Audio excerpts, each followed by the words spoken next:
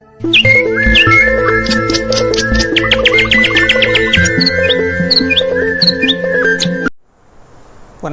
పాదువాపుర అంతోని వారి సమాధిని దర్శించినప్పుడు కొంతమందికి కొన్ని అద్భుతాలు కలుగుతూ ఉన్నాయి. వాటిలో అవిశ్వాసి అయిన ఒక వ్యక్తి తిరిగి సంపూర్ణ విశ్వాసాన్ని పొందినటువంటి అద్భుతాన్ని గురించి ఈరోజు ధ్యానము చేద్దాము. 1677వ సంవత్సరములో వెనిస్ నగరములో ఒక గొప్ప ధనికుడు ఉండేవాడు. ఆయన కథోలికుడు అయినప్పటికీ కూడా మళ్ళీ దానిలో నుంచి తన సిద్ధాంతాలను మార్చుకున్నాడు.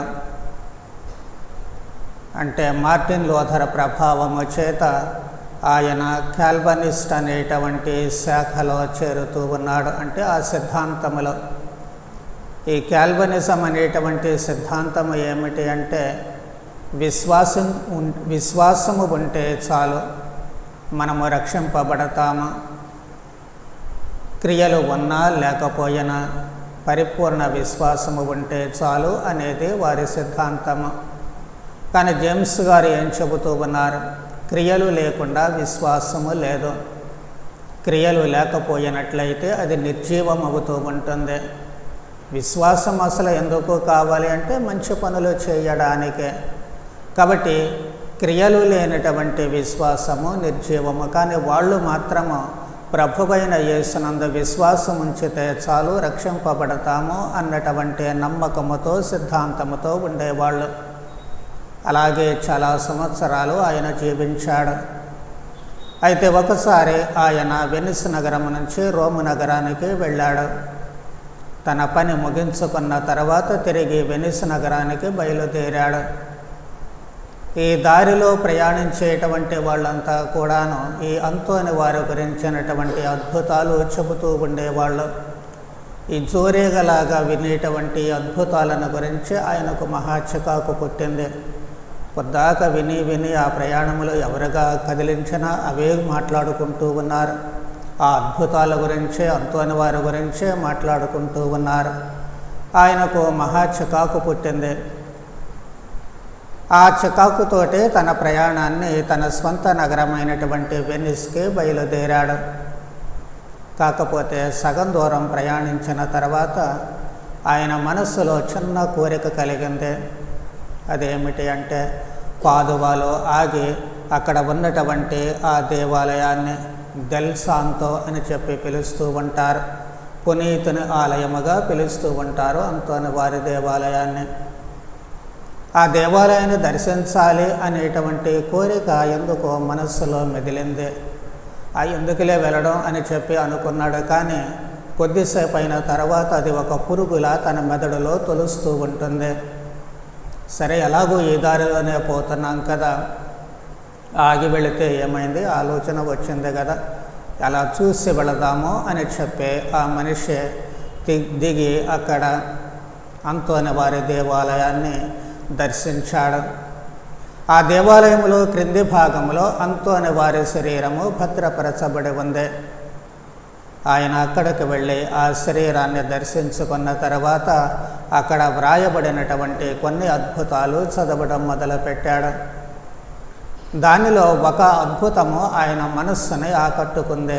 ఇంతకుముందు విన్నాడులే కానీ మళ్ళీ దాన్ని చదివినప్పుడు మనసు ఎందుకో దాని వైపుకు లాగి మళ్ళీ చదవాలనిపించింది. అదేమిటి అంటే గాడిద దివ్య సత్ప్రసాదాన్ని ఆరాధించినటువంటి అద్భుతము. మళ్ళీ చదివినటువంటి ఆయన అక్కడ నుంచి వెళుతూ తన మనస్సులో నుంచి ఆ ఆలోచనను తీసివేయాలి అని ఎంత ప్రయత్నించినప్పటికీ కూడా ఆ అద్భుతాన్ని గురించినటువంటి ఆలోచనలే మనస్సులోకి వస్తూ ఉన్నాయి. అలా తిరిగి తన నగరాన్ని చేరుకుంటూ ఉన్నాడు. కానీ మనస్సులో ఉన్న ఆలోచనలు మాత్రం పోవడం లేదు. ఎందుకు అసలు ఆ గాడిద దివ్య సత్ప్రసాదాన్ని ఆరాధించింది? నోరు లేనటువంటిది. నేనేమో నమ్మడం లేదు, అది కేవలము జ్ఞాపకార్థం మాత్రమే చేస్తున్నాము అని. కానీ అది ఎందుకు అంటే ఎప్పటి వరకు తనకున్నటువంటి నమ్మకం ఏంటి? క్రియలు అవసరం లేదు, విశ్వాసం ఉంటే చాలు. కానీ ఇక్కడ అద్భుతంగా అక్కడ ఉన్నటువంటి దివ్య సత్ప్రసాదంలో క్రీస్తుని గాడిద గుర్తించింది. మరి క్రీస్తు కేవలం మాటలు మాత్రమే చెప్పారా? తాను ఈ లోకములో జీవించినప్పుడు బోధనలు మాత్రమే చేశారా అంటే అప్పుడు ఆయనకు జ్ఞాపకం వచ్చింది. యోహాను సువార్త 6వ అధ్యాయములో ప్రభువు తన శరీర రక్తాలను గురించి మాట్లాడుతున్నారు. కాబట్టి మానవాళికి జీవాన్ని ఇవ్వడానికి ఆయన తన శరీర రక్తాలను బలిగా ఇచ్చారు. సిలువలో తనను తాను బలిగా సమర్పించుకున్నారు. ఈ ఆలోచన ఎప్పుడైతే ఆయన మనస్సులోనికి వచ్చిందంటే మళ్ళీ నెమరు వేసుకున్నాడో, క్రొత్త విశ్వాసం ఏం కాదు, తెలిసినటువంటిదే, మళ్ళీ నెమరు వేసుకున్నాడో ఆయన ఆలోచన సరళి మారింది. అంటే క్రీస్తు దేవుడై ఉండే కూడా కేవలం మాటలు చెప్పలేదు, క్రియలలో తన ప్రేమను చూపించారు. కాబట్టి నేను క్రీస్తు దేవుడు అని విశ్వసించడం మాత్రమే కాదు, కానీ నమ్మినటువంటి దానిని క్రియలలో చూపించాలి అని బలంగా మనస్సులో అనుకున్నాడు. అప్పుడు తనకున్నటువంటి ఆస్తిపాస్తులన్నీ వదులుకోవడమే కాదు, కానీ ఏమైనప్పటికీ కూడా క్రియలలో నా విశ్వాసాన్ని చూపిస్తాను. క్రీస్తు కోసం మరణించాల్సి వచ్చినప్పటికీ నేను నా విశ్వాసాన్ని కోల్పోకుండా అన్ని మంచి క్రియలతో నా జీవితాన్ని పునర్నిర్మించుకుంటాను అని తనకు తాను వాగ్దానం చేసుకుంటూ ఉన్నాడు. ఈ విధంగా ఒక గొప్ప విశ్వాసిగా ఆయన మారుతూ ఉన్నాడు. ఈ అద్భుతము మనకు చాలా చక్కటి పాఠాన్ని నేర్పుతూ ఉంటుంది. మొట్టమొదట ఏమిటి అంటే సరైనటువంటి విశ్వాసంలో మనము ఉండాలి, అర్థం చేసుకోవాలి. మనకు చిన్నప్పటి నుంచి కూడా సత్యోపదేశము, వివిధ రకాలైనటువంటి బోధనలు అందించబడుతూ ఉన్నాయి. కాబట్టి అసలు విశ్వాసం అంటే ఏమిటి, ఆ విశ్వాసాన్ని ఏ విధముగా మనము బయలుపరచాలి అన్నటువంటిది స్పష్టంగా అర్థం చేసుకోవాలి. అది మనం అర్థం చేసుకోలేకపోతే విశ్వాసములో జీవించడం చాలా కష్టమవుతూ ఉంటుంది. కాబట్టి మొట్టమొదటి పని, మనం ఎందుకు ప్రభువుని విశ్వసిస్తున్నాము, ఆయన బోధనలు ఎందుకు వింటున్నాము, బైబిల్ గ్రంథాన్ని ఎందుకు చదువుతూ ఉన్నాము, అది మన క్రియలలో ఎలా బయలుపరచాలి అన్నటువంటి ఆలోచనలు మనకు ఉండాలి.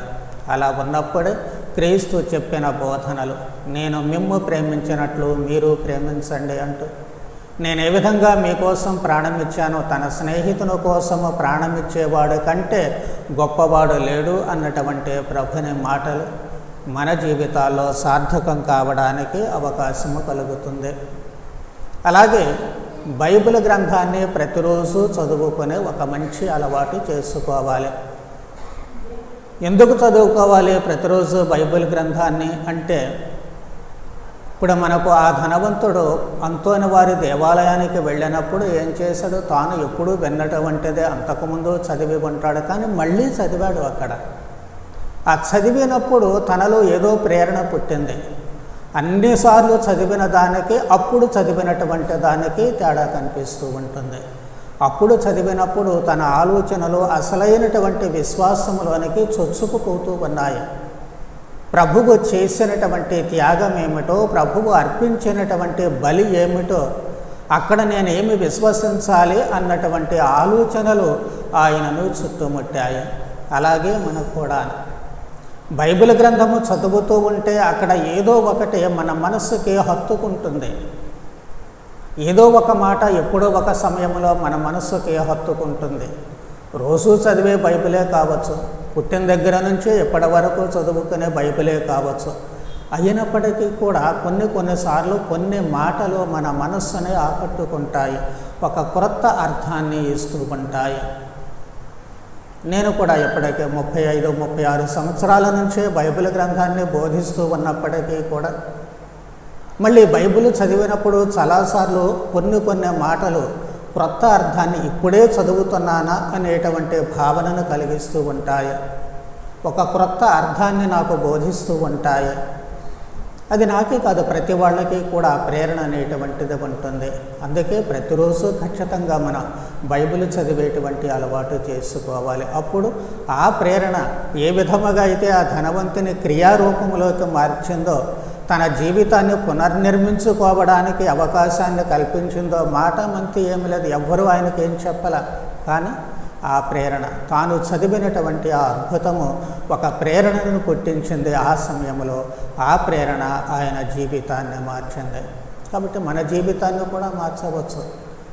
ఏ సందర్భంలో ఎప్పుడు మనకు ఉపయోగపడుతుందో, బాధల్లో ఉన్నప్పుడు ఊరటను ఇవ్వచ్చు, సంతోషంలో ఉన్నప్పుడు దేవుని ప్రేమను గుర్తించడానికి ఉపయోగపడవచ్చు, లేకపోతే అవసర బాధితులను ఆదుకోవడానికి ప్రేరణ పట్టవచ్చు, ఏదన్నా కానివ్వండి.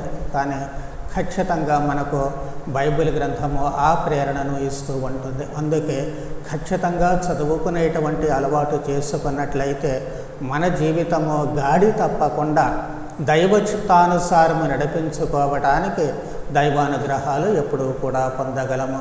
కాబట్టి పునీత పాతువాపుర అంతోని వారి ద్వారా మనకు ఎలాంటి వరానుగ్రహాలు రావాలి అని, మన విశ్వాసము మనము చేసేటువంటి క్రియలలో ప్రతిబింబించబడాలి అని, ఆ విధమైనటువంటి విశ్వాసాన్ని మనం పొందడానికి అనునిత్యము బైబిల్ ప్రేరణను మనం స్వీకరించడానికి అవసరమైనటువంటి జ్ఞానాన్ని ప్రసాదించమని ఆ పునీతుని ద్వారా భక్తితో ప్రార్థన చేద్దాం. పితా పుత్ర పవిత్రాత్మ నామమున.